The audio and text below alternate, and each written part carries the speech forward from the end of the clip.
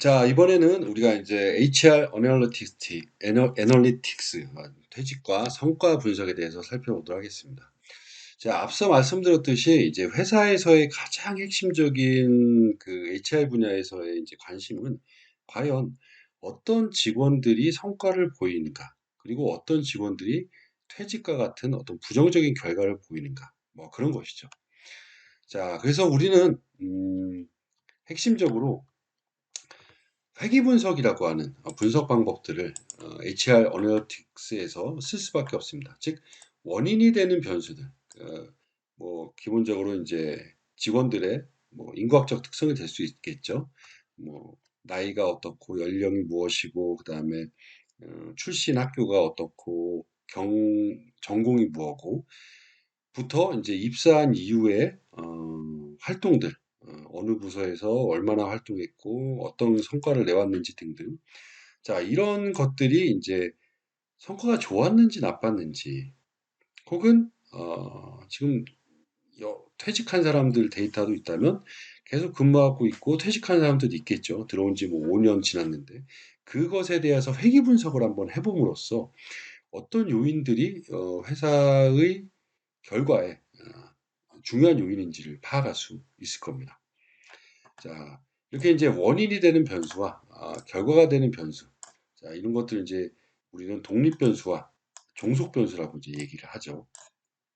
자, 그래서 인과학적인 이런 특성들, 이 여행 매출에 영향을 미치는지, 자, 그리고 외국인의 출입국이 매출에 영향을 미치는지, 자, 그리고 광고 가격 점포 수가 역시 매출에 영향을 미치는지, 자, 이것들이 판매원 업적에 영향을 미치는지. 즉, 종속 변수를 명확히 HR 전문가, 담당자들은 해야 됩니다. 우리 회사에서 성과가 무엇이냐? 우리 회사에서 이직과 같은 부정적인 결과가 무엇이냐? 그리고 그것을 예측하기 위한 변수들을 꾸준히 누적하고 쌓아둬야 됩니다. 결국은 분석이 어려운 게 아니라 분석을 하기 위해서 그러한 데이터들을 꾸준히 쌓아놓고 분석을 시도하는 게 중요하죠. 그리고 분석은 회귀 분석, 구체적으로 얘기하면은 선형 회귀 분석이나 로지스틱 회귀 분석과 같은 분석만 잘 하게 할 줄 안다면 다양한 요인들을 찾아낼 수 있습니다. 자, 회귀 분석, 선형 회귀 분석의 식인데요. 종속 변수와 회귀 계수, 뭐좀 어렵죠. 이런 것들을 보면. 예. 근데 결과적으로 본다면, 우리가 이제 여러 가지 요인들 중에서 어떤 게 이 종속 변수가 성과라고 한다면 성과에 영향을 미치는가. 자, 이런 것들을 우리가 중요도, 중요도를 통해서 어떤 게 더 중요한가. 이런 것들을 이제 찾는 그런 분석이라고 할 수 있습니다. 물론 이게 이제 성과 같은 어떤 수치로 되어 있는 것도 있지만 이직처럼 이직했다 안 했다 같은 그런 이제 어, 범주로 된 그런 분석도 로지스틱 회의 분석으로 이제 가능합니다. 자, 우리 실제 데이터 가지고 한번 해보도록 할게요. 자, 이거는 이제 인구학적 특성이라고 할 수 있는 변수들이고요. 성별부터 입사 경로까지. 그리고 자, 이거는 어, 직원들의 어떤 태도 내지는 회사에 대한 몰입도라고 할 수 있겠죠. 회사에 대한 어떤 태도. 그리고 성과 변수와 이직이라는 게 있습니다. 성과는 점수로 되어 있고요. 이직이라는 건 이직을 했다 안 했다로 되어 있습니다. 자, 이 성과에 미치는 영향을 파악하기 위해서는 선형 회귀 분석이라는 걸 하면 되고요. 그다음에 이직이라고 하는 이 범주형으로 되어 있는 걸 분석을 하기 위해서는 로지스틱 회귀 분석이라는 걸 하면 됩니다. 자, 그런 것들을 우리가 한번 시도를 해보도록 하죠. 자, 이 데이터는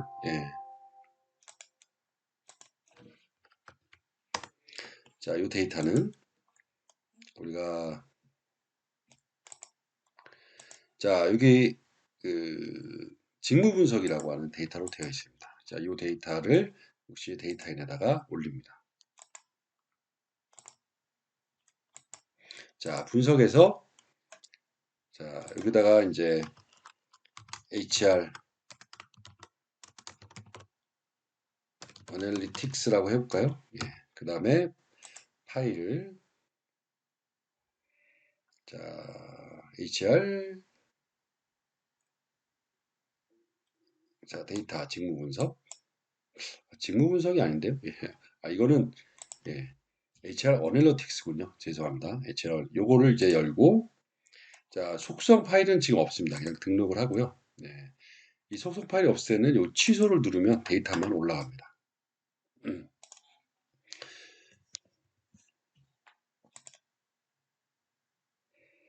자, 여기 보면은 이제 우리가 딱 올렸을 때 일단 성별이 없죠. 예, 성별이 없기 때문에 예, 성별은 이제 남성과 1번이 남성이고 2번이 여성으로 되어 있습니다.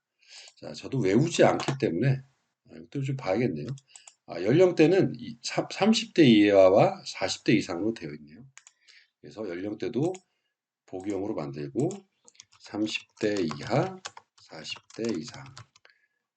자, 그리고 사업부는 자, 복사를 한번 해볼까요? 사업부는 자, 이렇게 자, 이렇게 입력이 되어 있습니다. 엔터로 하게 되면 알아서 구분이 됩니다. 마케팅부터 경영지원까지. 자, 그리고 이제 직급은 대리, 과장, 임원급. 자, 직급도 보기형으로 바꾸고 대리, 과장, 임원. 자, 근속연수는 5년부터 15년까지. 자, 보기형으로 바꾸고 자, 5년부터 자, 15년까지. 자, 입사 경로는 자, 신입과 경력으로 되어 있네요. 자, 입사 경로는 보기형 신입 경력. 자, 그리고 마지막으로 이제 종속 변수가 있는데 종속 변수가 이직이죠. 예, 요게 이제 보기형으로 되어 있고 이게 1번이 계속 다니고 있는 사람이 그러니까 근속자 예, 미이직이랄까요? 예, 이름이 좀 이상한데 이직. 예. 자, 이직에 영향을 미치는 걸 보려고 이직을 2번으로 했습니다. 자, 그리고 이제 저장하기를 누르면 자, 보시는 것처럼 자, 이렇게 이 1, 2, 3이 남아 있네요. 보기 안 좋으니까 1, 2, 3을 지우고 하겠습니다. 근속연수도 자, 이렇게 그리고 이제 1, 2, 3이 없어졌죠. 예. 그리고 다시 한번 저장을 하면 예. 자, 이렇게 보기까지가 저장이 됐습니다. 자, 그다음에 분석 제가 지금 HR 어널리틱스 이 데이터에서 통계 분석에 들어가서 자, 일단 첫 번째로 성과에 미치는 영향을 한번 볼까요? 그래서 직원의 성과에 어떤 변수가 이런 직원 특성이나 조직 특성에 대한 태도가 영향을 미치는가? 자, 그리고 일반적 특성, 직원 특성에 영향을 미치는가? 아니면 조직 특성에 영향을 미치는가? 그럼으로써 이 성과에 미치는 변수를 무엇을 더 중시해야 되는가? 자, 이런 걸 하기 위해서 우리가 이제 회귀 분석 중에 선형 회귀 분석에 들어갑니다. 자, 선형 회귀 분석에서는 지금 성과처럼 19번 성과처럼 자, 종속 변수에 이동시키고 이 결과 변수가 숫자로 되어 있는 그런 분석일 때 선형 회귀 분석을 사용하고요. 자, 그리고 우리가 성별부터 Shift를 누르고 입사 경로까지 자, 이거를 독립 변수 중에서 범주형에 넣습니다. 범주라고 하는 건 이렇게 1번 남자, 2번 여자 이렇게 되어 있는 거고요. 그 다음에 나머지 모든 변수들은 숫자로 되어 있기 때문에 18번까지 연속형에 넣습니다. 즉 인과학적 특성과 조직에 대한 특성 태도가 어떤 게 성과에 영향을 미치냐. 자, 이런 것들을 이제 바로 분석을 하게 되면 자, 보통 이제 다른 통계 프로그램에서는 상당히 결과가 어렵게 나와 있는데 데이터인에서는 이렇게 해석까지 자동으로 쭉 나옵니다. 자, 예를 들어서 자, 위에 표는 이따 보고요. 분석 결과 이 성과를 지금 이런 변수들이 약 73% 설명하고 있대요. 엄청 높은 거죠. 이 정도면 아주 좋은 예측 변수를 잘 설정한 겁니다. 그리고 유의한 변수를 봤더니 경영진 리더십, 업무 보상 등등등 자, 이러한 변수가 지금 의미 있는 영향을 미치고 있다고 합니다. 반면에 이제 다른 변수들은 유의하지 않다라고 하고요. 따라서 음, 지금 보면은 이제 업무가 제일 중요하고요. 업무에 대한 만족도. 그다음에 보상이 두 번째고요. 그다음에 비전의 가치, 비전 가치, 조직 구조, 경영진 리더십, 실행 전략에 대한 만족도가 높을수록 이 성과가 좋아진다라고 얘기합니다. 또한 직급은 세 번째 직급, 그리고 근속연수는 세 번째, 네 번째, 입사경로는 두 번째. 이 두 번째가 뭐죠? 경력직이죠. 근속연수는 네 번째가 여기 있죠. 15년 이상. 그다음에 직급은 임원급. 이런 특성들. 그러니까 당연히 이제 좀 예, 임원직, 오래된 고위직 뭐 이런 분들이 이제 성과가 좋게 나타나고 있는 걸로 나타났습니다. 자, 이 결과가 이제 바로 이런 건데요. 이 유의확률이라고 하는 게 0.05보다 작은 것들이 유의한 영향을 미치고 있는 겁니다. 협업이나 커뮤니케이션은 이제 유의확률이 0.05보다 훨씬 크죠. 1에 가깝죠. 이런 것들은 유의한 영향을 미치지 않고 있는 겁니다. 그래서 표를 보기 어려우면 해석을 봐도 충분히 이해할 수가 있죠. 자, 그리고 이런 여러 가지 변수들도 좋지만 나는 영향을 미치는 변수만 보고 싶다. 그럼 이 단계 선택법을 눌러서 다시 한번 분석을 하게 되면, 이 통계적 기준으로 의미 있는 변수들만 쫙 추려집니다. 자, 보시면 이 유의확률이 다 0.05보다 작을 거예요. 자, 그래서, 결과적으로 보면은 역시 업무, 조직 구조, 보상, 비전 가치, 경영진 리더십, 실행 전략.